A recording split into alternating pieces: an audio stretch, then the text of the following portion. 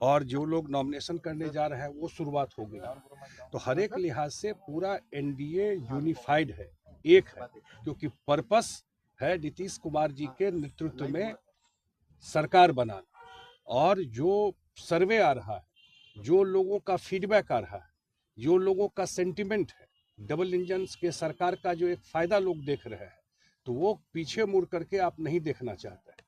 और आप जानते हैं अभी कोर्ट में भी जो हुआ दिल्ली में, तो सारी बातें ऐसा नहीं है। लोगों के, बिहार के लोग बहुत ही स्मार्ट और समझदार हैं उस चुनाव को लेकर के, उनको सब बात नज़र में है। और जब मुख्यमंत्री जी का कल से प्रारंभ हो जाएगा चुनावी कार्यक्रम, तो फिर एक अलग माहौल शुरू सर, लेकिन एक सवाल ये है कि कहा जा रहा है विपक्ष की ओर से कि एनडीए नेताओं में ही आपस में सिर्फ फुटबॉल है, या जेडीयू में कहाँ सिर्फ फुटबॉल? जेडीयू में क्यों कुछ होगा? जेडीयू में मैं कहीं कहीं देखता रहता हूँ, ये जो नैरेटिव बनाने का कोशिश करते हैं कुछ लोग, एजेंडा बेस्ड। मैं जानता हूं कि बहुत सारे आजकल लोग जो आपके प्रोफेशन में भी है, वो एजेंडा लेकर चलते हैं कि नीतीश कुमार ने कमान संभाला। अरे कमान छोड़ा कब? कमान संभाले हुआ है, पूरा बिहार का भी कमान संभाले हुआ है और पार्टी का भी कमान संभाले हुआ है।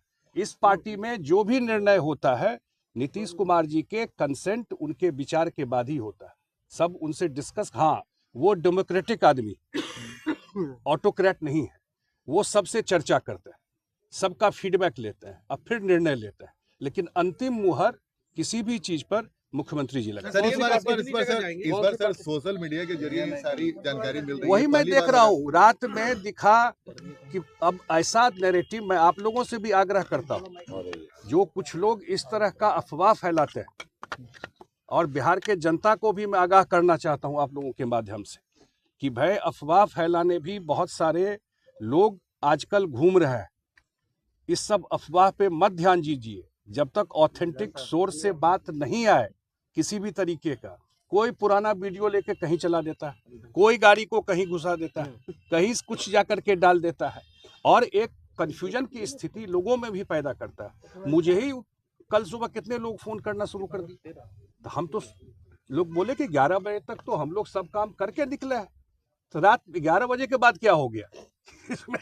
तो इसलिए ये इस तरह का अफवाह, एनडीए लार्जर पर्पस ये है कि बिहार के जनता का कल्याण, जो मुख्यमंत्री जी ने 20 साल में करके दिखाया। लार्जर पर्पस ये है कि बिहार में रोजगार के लिए जो प्रॉमिस किया है 1 करोड़ लोगों को नौकरी के लिए, वो इंतजाम कैसा होगा। लार्जर पर्पस ये है कि बिहार में जो बिग टिकट्स, बड़े बड़े 6 लेन हाईवे आ रहे हैं, पटना मेट्रो को जो एक्सपेंड करना है, या बिहार में जो अन्य क्षेत्रों में केंद्र के सहयोग से काम करना है, वो पर्पस है। उसके लिए सरकार नीतीश जी के नेतृत्व में बना। सर, हम खुल के अगर पूछे एक समय में, जैसे आपने अफवाह को लेकर कहा, ये बातें खुल कर आई थी कि कहीं आरजेडी जेडीयू साथ ना आ जाएगी, तो अब आप सोचिए, नीतीश कुमार जी ने शायद टाइम एंड अगेन, मुझे लगता है 10 बार ये बात स्पष्ट कहा है और खुले मन से कहा है, ये अब संभव नहीं है, बार बार कहा है।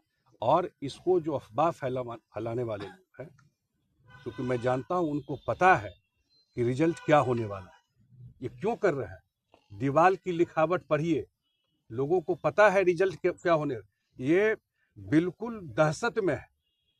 इनको बिहार का चुनाव का रिजल्ट की जानकारी है, लोगों का फीडबैक है, महिलाओं का मूड कैसा है, युवाओं का मूड कैसा है, सब पता है इनको। तो अंतिम जो है कि इसमें कंफ्यूजन पैदा करो, लेकिन ये संभव नहीं है। नीतीश जी के नेतृत्व में पूरा एनडीए एक है। आप लोगों ने भी देखा, पूरे बिहार में 243 विधानसभा में एनडीए सम्मेलन हुआ, पांचों पार्टी के लोग गए, प्रधानमंत्री जी का कितना सारा कार्यक्रम यहाँ पर हुआ है, मुख्यमंत्री जी प्रगति यात्रा से लेके लगातार, जो लास्ट डे जिस दिन अनाउंसमेंट इलेक्शन का हुआ, उस दिन भी वो मुजफ्फरपुर के सकरा में थे। इसलिए लगातार सारा कार्यक्रम चल रहा है, और मुझे लगता है कि पूरा एनडीए एक होकर के इतना डिसाइसिव मैंडेट आने वाला है, जो 2010 के मैंडेट को भी पार करेगा। एक सेकंड आज भी देख रहा है, विपक्ष में कुछ भी तय नहीं, मैं इस पे कमेंट नहीं करना चाहता था, कुछ भी तय है, नंबर, सीट, जो एक स्थिति है उसमें। इसलिए उन लोगों को पता है कि रिजल्ट क्या होने वाला है, इसीलिए सर मुख्यमंत्री कहीं और भी दो जगह नॉमिनेशन में जा रहे हैं, कहीं और भी जाने का सेकंड फेज में वगैरह कुछ थोड़ा भी? हाँ, आगे तय होगा। अभी कल से उनका शुरुआत है यात्रा का, माने चुनावी यात्रा का, और आगे उनका अन्य जगह कार्यक्रम लगेगा उनका। फिर वो कैंप भी करते हैं, आप सब जानते हैं कि वो जब सीमांचल में या कोसी में जब उनका कार्यक्रम होता है तो वहीं कैंप, मधेपुरा में कैंप करके वो पूरा वहाँ से कैंपेन करते हैं। तो वो सारा जो उनका ट्रेडिशनल रहा है पास्ट का, उनका उसी तरह से कैंपेन। सर उपेंद्र कुशवाहा जी को लेकर के कहा जा रहा है कि वो भी दिल्ली गए हैं। बिल्कुल उपेंद्र कुशवाहा जी हम लोगों के महत्वपूर्ण सहयोगी हैं, बिल्कुल साथ हैं, और जब एक साथ रहते हैं, अगर कोई कंफ्यूजन रहता है तो सब मिलकर उसको रिजॉल्व करते हैं। Thank you sir, thank you sir, good morning. आप आ गए।